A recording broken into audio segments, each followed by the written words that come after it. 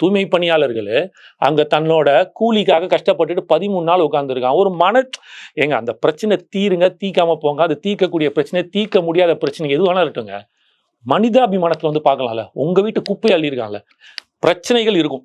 இப்ப நாளைக்கு நாங்களே அரசாங்கம் விஜயன் ஆரம்பிச்சாருன்னா முடிச்சிருவீங்களாடா நீங்க அப்படின்னு கேட்பாங்க. இருக்கு.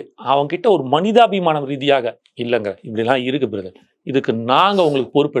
அந்த பிரச்சனை தீர்க்க முடியாத பிரச்சனை இல்லை. அவன் என்ன கேட்டான், எனக்கு அரசாங்க உத்தியோகத்தை கன்ஃபார்ம் பண்ணி கொடு, சம்பளத்தை குறைக்காத.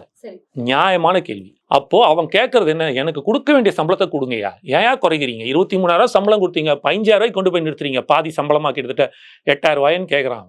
அப்போ அவனை நியாயமா ஜாஸ்தி கொடுக்கணும், உயர்த்தி கொடுக்கணும். கொடுக்காம இருக்கிறோம். சரி, ஓகே, ஃபைன், போயிட்டு இல்லை பிரதர் இப்படி இருக்கு, உங்களுக்கு என்ன பிரச்சனை, இதுதானே பிரச்சனை. நான் சொல்றேன், இது ரொம்ப சிம்பிளா தீர்வு. அவர்கிட்ட போய் உட்காந்து நாங்க வந்து 10 ஜோன், 10 ஜோன்ல வந்து 7 ஜோன் கொடுத்துட்டோம், 3 ஜோன் கொடுக்காம பண்ண முடியாது.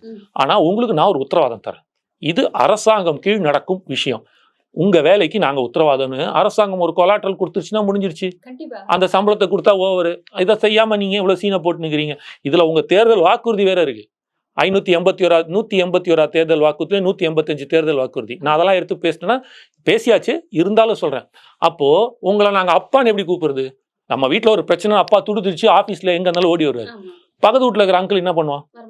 அதுதான் சொல்றேன். அவ்வளவுதான். இப்ப அவர் வேடிக்கை பார்த்துட்டு இருக்காருன்றத மக்களுக்கு மறைமுகமாக நாகரீகமான முறையில் சொல்கிறார் எங்கள் விஜயண்ணா. அப்படி எடுத்துக்கணும்.